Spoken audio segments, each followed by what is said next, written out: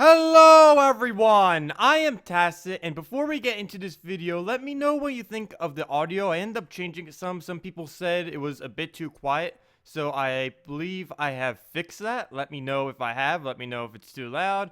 But for today's video, I'm going to be going over a couple charts that the developers have posted the other day. They're charts that are based on how much troops are used within PvP and on defend teams. The things that you should know about this was conducted on a Wednesday, August 3rd. Since it was a Wednesday, it doesn't exactly have the full span. That's the only thing I somewhat hate about this data.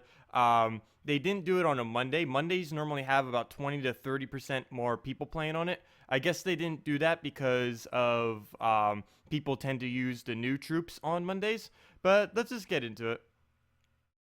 As you can see, it's just basically what there's no like numbers to it, but it's just categorized within bars with how much every single troop is used. And there's another one below that I'll be showing, which breaks it down in slightly more detail. But as you can see, Valkyrie is extremely popular in this game. It's actually the most popular invading and defending, and extremely for invading. And then you just kind of get things like Knight Coronet, which a lot of you guys use, Goblin, Inferno King. Inferno King was actually a bit of a surprise to me. It's the most used legendary in the game. If I'm not mistaken, it was even pretty high on the Invade as well. Yeah, it ended up placing 6, which is still the highest legend on Defend as well. So Inferno King really ended up ranking high with his double convert spell plus the split damage. So yeah, I'm going to be using this data to do more videos in the future now that I kind of know what everyone is using and stuff like that. And this breakdown down at the bottom here works even better because you might have saw that first one showed like all the level categories. Well, this breaks it down even further for every single level category. And I'll definitely need to be using this in the future. You guys should definitely check it out as well because it'll be useful to understand or know basically what the meta is at every single stage of the game. Like you can see here, here's all the way at the early game. You'll see things like Goblin, Lance Knight, and Luther because Goblin's the best of the first troops you get. Lance Knight is still decent for one of the starting troops. Luther's the epic you get at the first kingdom. And one that somewhat surprised me is Ranger. When I first started this game, I actually ended up going maxing out my purple. For any of you that don't know, I actually ended up upgrading my purple mastery every single time for every single level. Because back in the day when this game first started, purple had basically the best weapons. It had split damage, which is really good early on, and then it had things like full AoE, like all of the scythes, which is why I like spammed it like crazy. But one of the reasons why Ranger seems to be so popular early, like he's the fourth one. You basically start off with all 3 of those. Luther, not so much, but you end up completing the kingdom pretty early. But out of all of them, Ranger ended up placing 4th on both of them for people that are just starting out. The main reason for this is because it's basically the best split damage when you first start off in the game now these days. It does 6 damage to a target plus 8 split damage at level 1. So that is very good, that high amount of split damage right there, that static 8 that it has at all levels. That's for 10 mana, it's a little bit expensive, but compared to other early game casts, that's actually very, very cheap to be able to do it. So you can target out something and then split damage the rest of them out. If you saw my Let's Play, one thing that I actually utilized to do this similarly was using Rawani, because Rawani with a Valkyrie can basically do the same thing. Ranger doesn't have any blue mana, so you can't do that with a Ranger. I wouldn't really advise using Ranger past level 30, but based on this data and everything, it definitely is a very good early game troop. Like, very, very early game. Level 1 to 20. Maybe even up to 30-ish, but not past there. And then you can see things like Dark Master. Yeah, I kind of had a feeling around 21 to 50. Dark Master is very, very strong in Arena and around this level area. And then it's just Goblin. Of course, we'll basically see Goblin in every single one. Goblin's very, very strong. Dust Devil, not a surprise. Dust Devil got nerfed not too long ago, or actually now it's almost been like a month or two. But Dust Devil ended up getting down to a static 5 damage, and while that's bad later in the game, early on in the game at this low level, it's very good, especially if you can get empowered up on it. You could basically just use 3 of him or even 4 of him if you want to on your team. And of course, Luther is still very high up because that's the first epic everyone gets. Coming up, we then get things like Knight Coronet. This is when Knight Coronet seems to shine the most, around 51 to 100. You get a fully traded Knight Coronet around that level, and you're pretty much good to go. Then is Merilith, which is really nice to see because that means a lot of people probably picked it up during the event and stuff.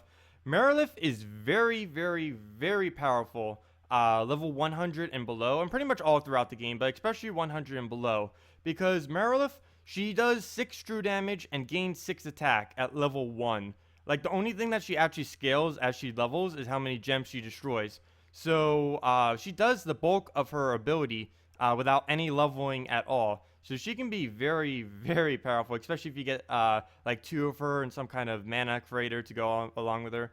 And then there's Chimera. Chimera, the main reason why Chimera is so popular in this area is for 2 reasons. One, it does 2 really good stats effects, both poison and burn.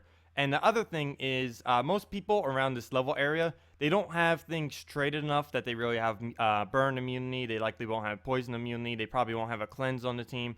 So it can be very, very powerful in taking them out.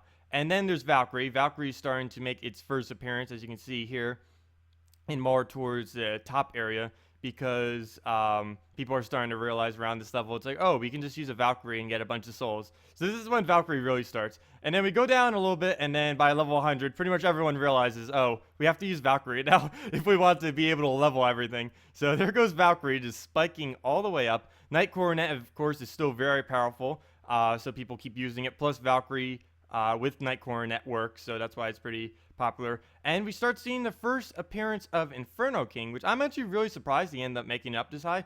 But he does have everything that really makes a troop good, especially early on. It has that split damage. So even when it does, even if something on the enemy team like shields, you'll do the split damage and then you'll still be able to get the skulls. And he's a skull spawner and he's a mana converter. He's the only troop in the game that does 2 converts at once. So I guess that's really also what's helping him.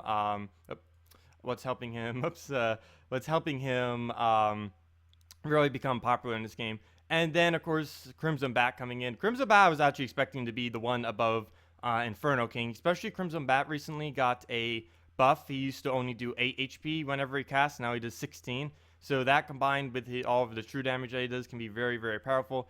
I think one of the reasons why Crimson Bat isn't being that much more popular is because he requires a lot of Magic Kingdoms. So the less Magic Kingdoms you have, the less likely a person would probably be to use a Crimson Bat.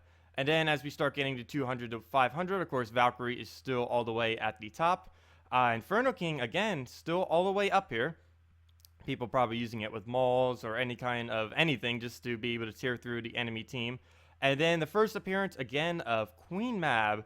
I was kind of expecting Queen Mab to be a little bit lower. Now, do keep in mind, all this data was taken yesterday. So this is all recent. This is all based on everything that has happened. It's just taken in one day. So it's interesting that Queen Mab is still all the way up here. And even here, it's above. Actually, that's not Inferno King. It's actually above Inferno King here, too. I think the main reason for this isn't exactly for her damage, but more so for her freeze. Because her freeze, if you're using any kind of looping team, you're going to be needing her freeze to be able to really get yourself going. Because if you accidentally miss a turn, you'll just have the enemy frozen, and then you'll just be able to take it right back. Her mana burn's still really strong, though, if you don't face against things with Impervious. She's still just as strong as she always was, except she'll get less extra turns now. And then all the way at the top of the game, I was expecting most of these. Of course, Valkyrie. Valkyrie's, of course, going to be top. As you can see, as people realize that they need souls more and more, like you see right there, 50 to 100 people started realizing it. And then it's like, oh, we have to do it. Then it went up even higher. And then at the end, it actually dipped down some, mostly because people gold farm more towards the end. And you also have to keep in mind people at 500 plus. This is also considering people who are at level 1000. And a lot of people who are at level 1000 are very close to or no longer need souls, which is why Valkyrie is a lot lower here than it is in the 100 to 500 area. But yeah, Valkyrie, Mercy, those two I was definitely expecting. The Great Maul plus Mercy is everywhere in the late game, and this graph just proves it. And then there's Inferno King because all three of those are sometimes used, usually with Shegra as well.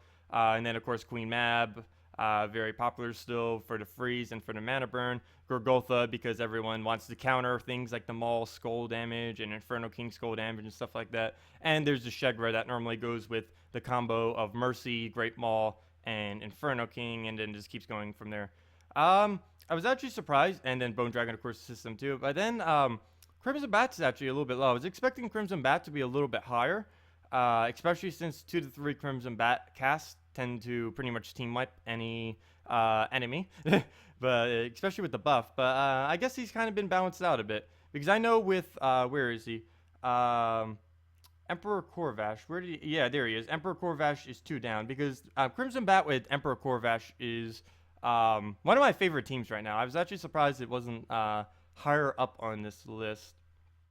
But that is basically the list. I'll be leaving the link in the description if you want to look up additional data on this for stuff that I won't be going over, because I will be actually doing quite a few things based on all of this data as well as future videos. Obviously, based on this, I definitely should be doing the Valkyrie and Knight Coronet builds that people have been requesting. I've kind of been putting it aside lately, but I definitely need to do that because those are by far the 2 most popular troops in the entire game. So I'll definitely need to utilize this data for helping provide you guys content that you guys want to see as well. But just to play around a bit, something I'm going to be doing with this data real quick, and there I am, Emperor Corvash, Crimson Bat, Valkyrie.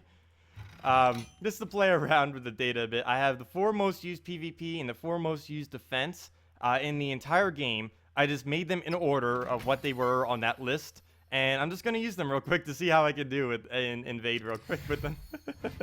Just kind of playing around. Obviously, these aren't legitimate teams. This is just the top 4 most used in PvP right now in order, 1st, 2nd, 3rd, and 4th. So let's see if we can actually win with that. Let's see. I don't know what kind of mana I'd even want to go on this deck. I don't want to take skulls though, as you can see, Knight Coronet right there.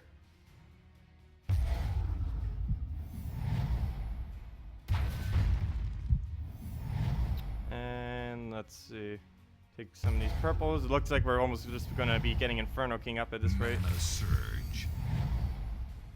If we could get a green surge, that'd be nice here. Nope. Mana surge. And of course we don't use brown, but I need the green. And of course the main reason everyone uses Goblin, well, there's so many reasons why everyone uses Goblin, or quite a few more towards the beginning-ish. Well, of course, it's the strongest troop that you ended up starting off with, but it's because if you set a double green banner with his nature link, you'll be able to get his ability up every single green match you make. And then since he does an extra turn, you can start doing a lot of damage with that, and it's very, very powerful. So let's start shipping down at Knight Coronet. He's the tankiest on their team, and if we're going to get Inferno King cast up, we'll need him dead. We're getting pretty unlucky without getting any surges here. He's about to remove all the purples because of his 2-to-1 ratio. We're going to want to actually take some of those purples. That'll remove 1 or 2 damage from his ability, which is actually 2 to 4 damage because he does damage to 2 enemies. That's also why Knight Coronet's pretty popular, because if you put it in the lead position, he can potentially gain 7 additional magic. He gains 3 if he's in the leader, and he can gain 1 additional one for a total of 4 for every single blue troop on the team. So as you can see right here, he's actually getting +6 magic. 3 from leadership and 3 from having 3 blues on his team, which gives him a total of 19 damage to 2 enemies, which is 38 damage for only a 12 mana cast. So very, very powerful. Plus his other traits are good too, like Stone Skin. It's going to make him tanky. So let's see if we can get a blue surge here. And of course we don't. I don't think I got a single surge this match. What's up with that? Now let's take our free yellows. And now we have Knight Coronet up. Little late. Mana surge. Let's see. We'll take that skull by actually using Knight Coronet.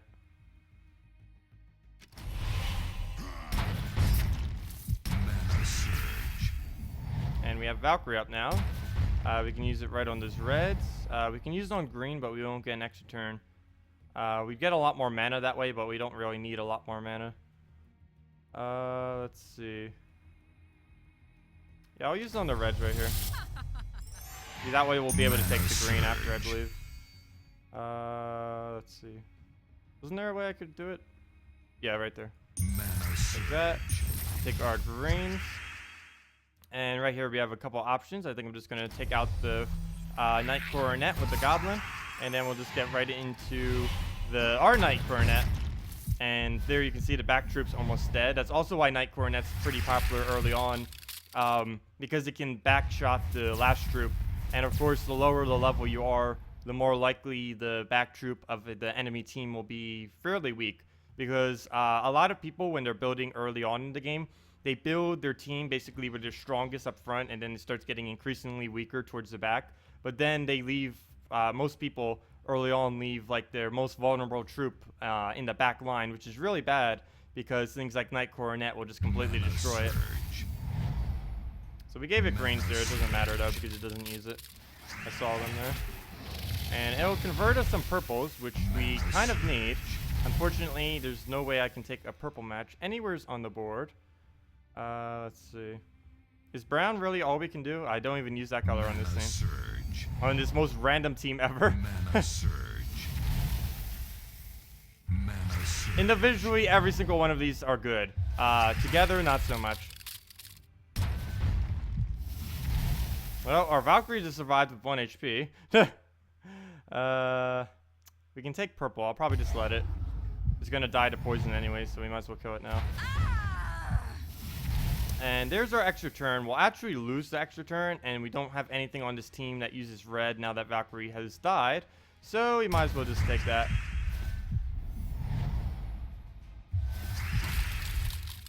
And if we still can, nope. I was gonna take that extra turn. We don't have red frozen since we aren't even using red, so we could have actually done that. Right now, we mostly just want to get skull alignment. We could use it now. He would definitely die, but I don't believe we're gonna get an extra turn off of anything. Might still use it though. Yeah, and then he'll get a bunch of skull damage. Luckily, we do have stone skin, so it's not going to be able to do too much to us. And we could actually lose this, which would be so hilariously funny. Using the foremost used. Lose. Obviously, this isn't a serious team at all, though. Not together. The only one of these that you'd actually use together is Valkyrie and Knight Coronet. But obviously, you'd put Knight Coronet in the back, not where I put him. I just wanted to do it for order's sake. Okay, let's kill it right now.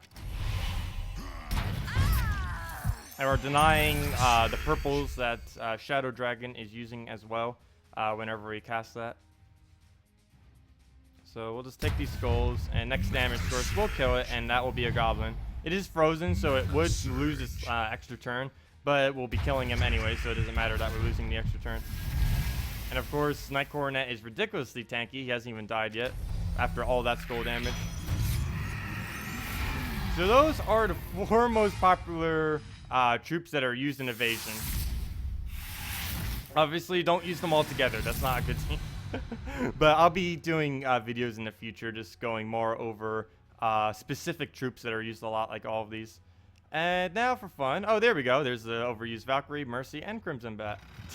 So let's use the 4 that are used most on defend. Of course, Valkyrie is a little bit of an odd one. I believe the main reason is because most people already have her leveled up, so they kind of just put her in defend as well. The other reason might be people might think that putting a Valkyrie on defend will give them souls, but you don't actually gain resources from your defend matches. So putting something like a Valkyrie or an Alchemist on your defend team won't actually give you extra gold or souls.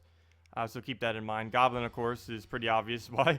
He either in all Goblin teams he's used in, or because it's kind of skewed because it's the best troop that you get at the beginning of the game. Knight Coronet, of course, is because of how great its traits are, plus it's decent with Valkyrie, and it has it's pretty much one of the best troops in the game with Stone Skin, among them anyways. And of course, Boar Rider, one of the main reasons is he's the best of any troop in the game that has the defender bonus. We go into edit team, go over to things with defender. Like out of all of these, Bull Rider is definitely the strongest. The only other one that's particularly good here that has the defender bonus is Templar, because it gives everyone armor, plus converts out red in case they have a Shegra or something, plus you might even get a bunch of green mana from casting it. But other than that, Bull Rider's the best troop in the game that has the defender bonus, which is why he's pretty popular on defending. Plus, he's used with all the other goblins. If I'm not mistaken, the 5th most popular one used on defense is Goblin Shaman. So it kind of just goes with the whole full goblin team as defend is what's really making these two even more popular as well. So let's do this real quick. Let's see how all 4 of the most popular defend troops do on invading. Against a fairly annoying team. We could lose here.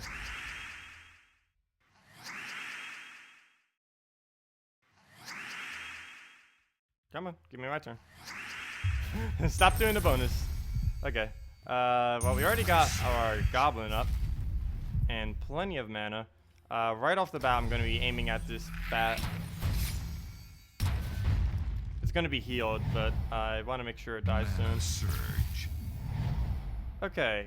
A couple moves we can do. I think I'm going to go for a green surge and hope a skull falls there. That way, he'll waste his turn on the skull, and I need a surge. If we get a surge here, it'll be full mana. And, okay. He didn't get the skull. Actually, I just gave him a bunch of blues. So that didn't go quite as planned, but he did just waste his turn doing something else, so we'll kill him now because of that. And right here, we can go for either the red surge or the yellow surge, hopefully. I'm going to go for the yellow. Actually, there's really no reason to go for either. I forget if we have a +1 on our banner. If we do, the main reason I'm going for yellow, because I believe we have +1 on our banner, and that +1 will go to our Knight Coronet if we get a surge. And we didn't get a surge, so it doesn't even matter. I cleanse you of all evil. Let's see. No, that won't drop. So kind of like right here, I'm not going to take those reds. Instead, I'm going to take these yellows, because all the excess mana will go right to our Knight Coronet. And we don't use brown, so let's convert out the brown. Perfect. Mana surge. Mana surge.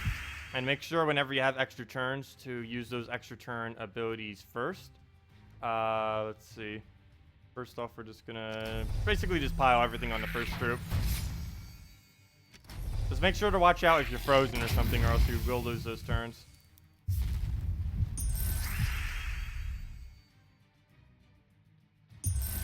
Mana surge. And we'll leave those skulls there. Just ignore them for now. We'll get those blues, even though we... Actually, we will use it. We'll use it for Knight Coronet as soon as it gets back up. And we get the extra turn there. I didn't even see that. And we're already right back up. Take those reds, get them out of the way. Could have probably held on them. Don't want to convert out greens. We need greens a lot on this team. So I'm just going to use Knight Coronet again. Get a skull out of it as well. Then we can use our Valkyrie again to get another Knight Coronet. I do want to avoid using it on green if we can. I wouldn't mind using it on yellow.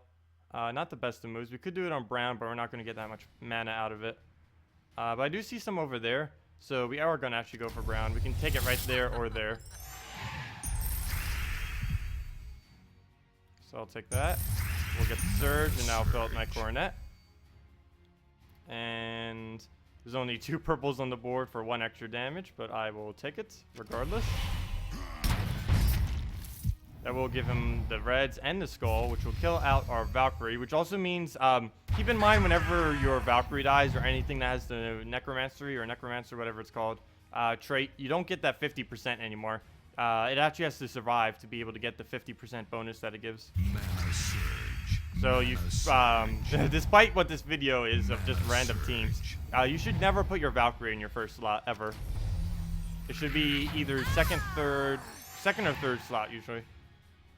Because the other reason you don't put in your last slot is because you would normally want to have a blue troop standing behind it. So if you happen to lose your first 2 troops, your Valkyrie will still be creating blue mana for something instead of just giving it to nothing.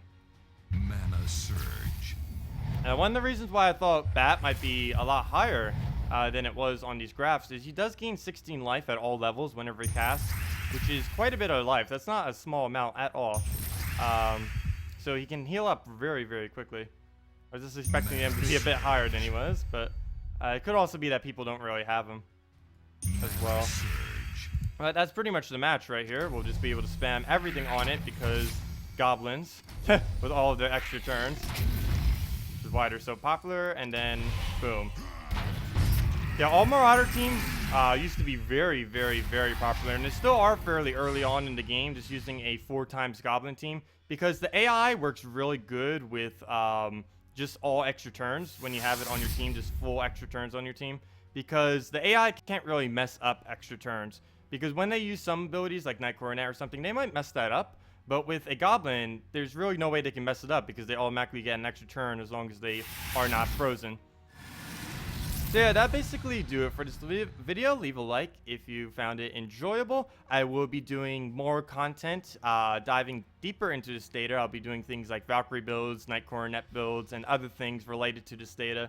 Also, now that I kind of know around what levels everyone is, like I kind of know the early game some from my Let's Play account, but that data that was shown on that table is kind of like definitive proof of like things I need to keep in consideration for whenever I suggest things, because I've been a level 1000 for like what 1, 2, 3 months now. I've been level 500 plus for almost a year now, maybe even longer than a year. So whenever I'm like suggesting stuff, it's somewhat, my opinion on it is somewhat skewed because I only really know the late game that well. I've had some experience from my Let's Play account of what the really early game is like, but that is also somewhat skewed because I'm so experienced already that I already know what to do correctly. But that data that's shown on that graphs are really, really helpful. I'll definitely be keeping in consideration. So thanks for watching, and I will see you in the next video. Goodbye.